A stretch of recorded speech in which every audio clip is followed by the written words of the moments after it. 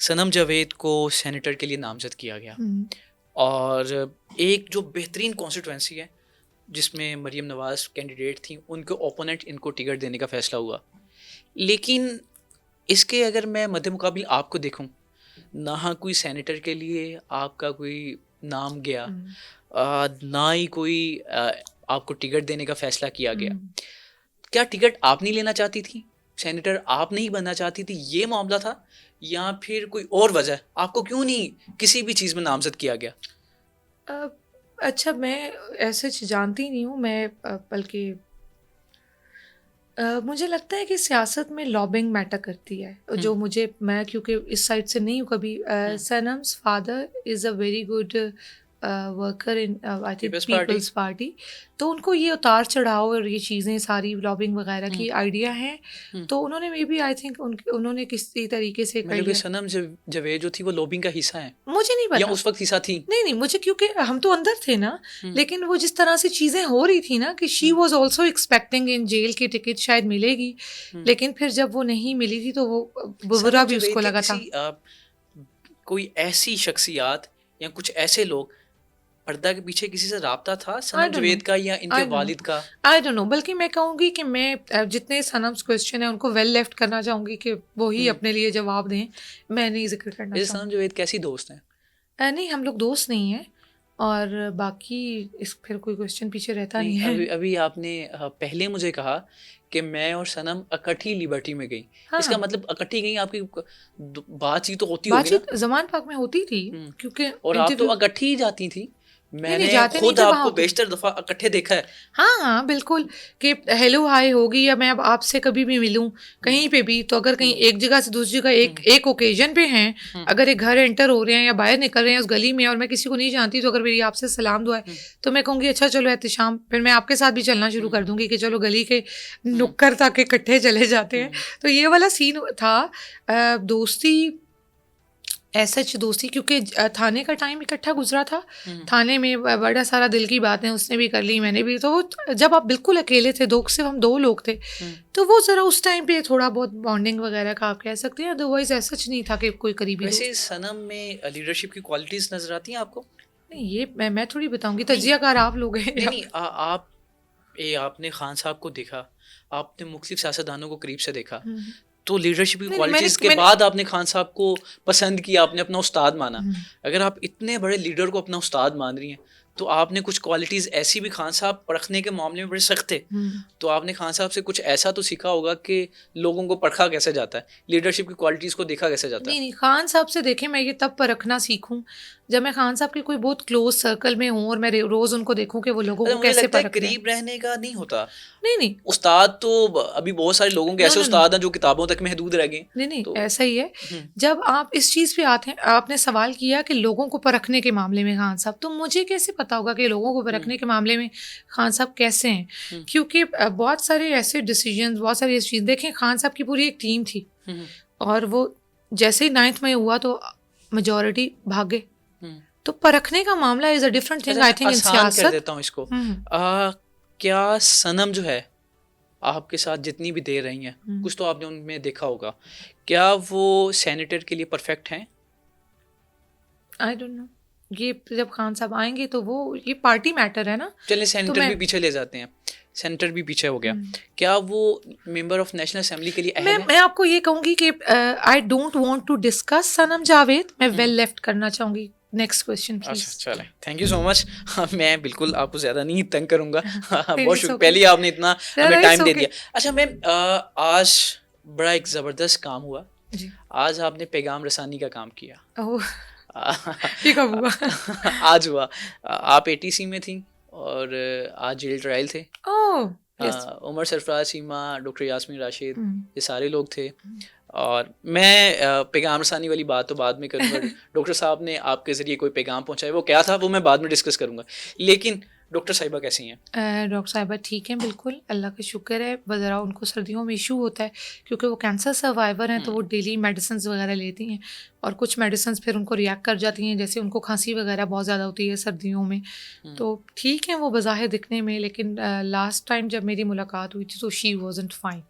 مجھے وہ لگ رہا تھا کہ ان کی طبیعت خراب ہے. تو آج بھی وہ مجھے صحت کے حوالے سے ڈاؤن لگیں، لیکن وہ جوش میں ہیں اسی طرح. اور جب بھی ہم بات کرتے ہیں تو کہتی ہیں ہاں سناؤ کیا ہو رہا ہے باہر. تو وہ جو ان کی ایک آپ کہہ لو کہ پاور ہے نا، ول پاور، وہ بہت اسٹرانگ ہے. ڈاکٹر صاحبہ کے ساتھ جیل میں وقت گزرا آپ کا؟ بہت زیادہ. میں ڈیلی بیسس پہ ان کو، ایک ٹائم تھا جب وہ آواز لگاتی تھی طیبہ، اور میں اپنا قرآن پاک لے کے جا کے بیٹھ کے ان کو ایک ڈیلی ہوتا تھا کہ میں ان کو ایک سورہ کا ترجمہ سناتی تھی. اچھا ماشاء اللہ. ڈیلی. اور کیا کیا یادیں ہیں ڈاکٹر صاحبہ؟ ڈاکٹر صاحبہ کے ساتھ بہت اچھی یاد ہے. ڈاکٹر صاحبہ میری ڈاکٹر صاحبہ سے اسٹارٹ میں تو بہت زیادہ دوستی ہو گئی تھی. مطلب ان کی اپنے وہ کام کرنے والی لڑکیاں تھیں وہاں پہ جیل میں، لیکن مجھے اچھا لگتا تھا کہ ان کی پلیٹ دھو کے ان کے آگے رکھ دیا کھانا سب سے پہلے سب پہ. مطلب کیونکہ میں بتایا بھی ایک اکاؤنٹس مینیجر ہی، فلور مینیجر ہی، تو مینجمنٹ کا تو وہ 9 سال کر کے نا وہ ایک آپ کے اندر رچ بس جاتی ہے. تو ان لڑکیوں کو بھی دیکھتے رہنا کہ ہاں دیکھو کھانا ٹھیک گرم ہو، ڈاکٹر صاحبہ آ رہی ہیں، آ گئی ہیں، بیٹھ گئی ہیں، کھانا رکھو، پانی رکھو. وہ مینجمنٹ میں نے وہاں پہ بھی بہت کی.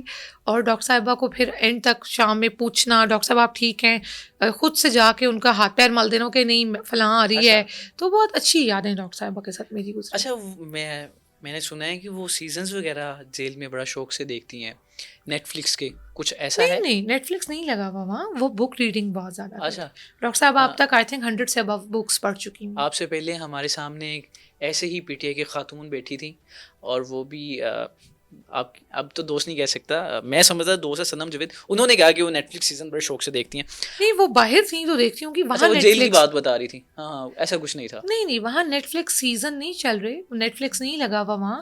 کیبل پہ اگر کوئی سیزن نیٹ فلکس کا کوئی اس پہ آ جائے، اس کی ٹائمنگز وغیرہ ہوں کسی چینل پہ، تو وہ دیکھ لیں. وہ ڈسکشنز کرتے تھے آپس میں، لیکن کہ وہاں پہ نیٹ فلکس اویلیبل نہیں ہے. ایک بیٹی ہے جو کہ 10 مہینے کے بعد رہا ہو رہی ہے، اور وہ اپنے باپ کے گلے کے ساتھ سر لگاتی ہے، اور باپ کی بھی آنکھیں نم ہوتی ہیں، اور بیٹی میں تو خوب روئی تھی ابھی بھی. I think I'm emotional.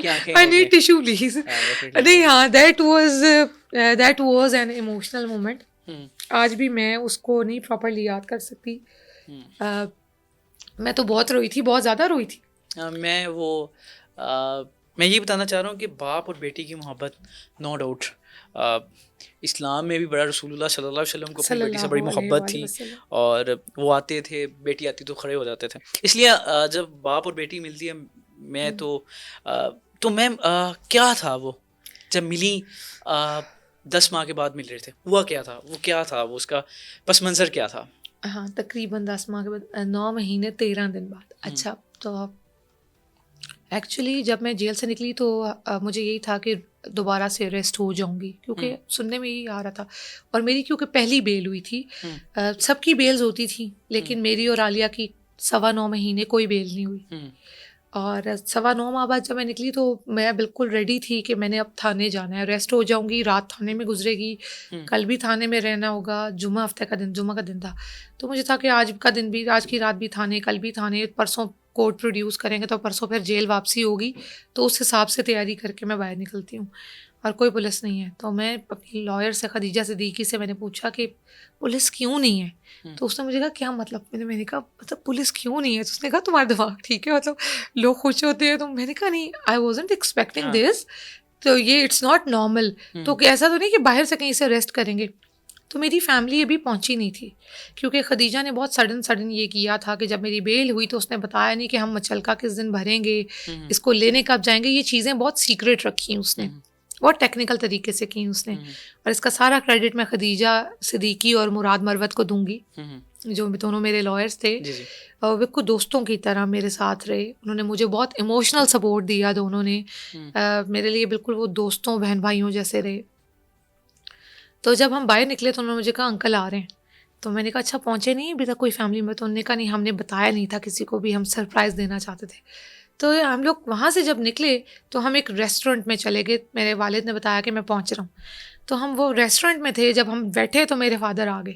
تو مجھے نا اس وقت تک مجھے لگ رہا تھا کہ ابھی پولیس آ جائے گی، ابھی آ جائے گی تو دوبارہ تھانے ہی جانا ہے. تو جب وہ بابا آئے نا تو میں جب ان کے گلے لگی نا تو مجھے انہوں نے جیسے پکڑا نا تو مجھے بالکل لگا تھا کہ مجھے شیلٹر کر لیا گیا. تو میں نے نا بس اپنا سر یوں رکھا اور مجھے خود نہیں اندازہ ہوا کہ میں نے زور زور سے رونا شروع کر دیا. وہ میرے لیے بہت پینفل تھا کہ 9:15 بابت میں اپنے آپ کو ریلیز کر رہی تھی اس فیلنگ پہ کہ میں جیل سے باہر آ چکی ہوں اور اب میں جیل نہیں جا رہی. تو وہ جو ایک وائب تھی نا کہ وہ ایک، اور میں آپ کو بتاؤں کہ اس کے بعد بھی مطلب اس ٹائم میں ذرا سا روئی اور رک گئی. 3 دن میں اسی طرح سے رہی، کیونکہ 3 دن بعد میری یہیں پہ پیشی تھی اور میں 3 دن واپس اسلام آباد گھر نہیں جا سکی. 3 دن بعد میری یہاں کورٹ ہیئرنگ تھی، تو مجھے خدیجہ نے کہا یہ پہلی پیشی اٹینڈ کر کے واپس اسلام آباد جانا. تو میری جیل سے نکلنے کے 4 دن بعد پہلی بار اسلام آباد پہنچ کے میری والدہ سے ملاقات ہوئی. تو وہ جو تھا نا کہ جب میں گھر گئی اور وہ جو 3 دن تھے، وہ 3 دن بعد جب میں پہلی بار گھر گئی، میں آپ کو بتاؤں جب آپ ڈسچارج ہو جاتے ہیں نا جیل سے اور جب آپ گھر جاتے ہیں تو آپ کو اپنے گھر کے کھانے کا ٹیسٹ تک نہیں آ رہا ہوتا.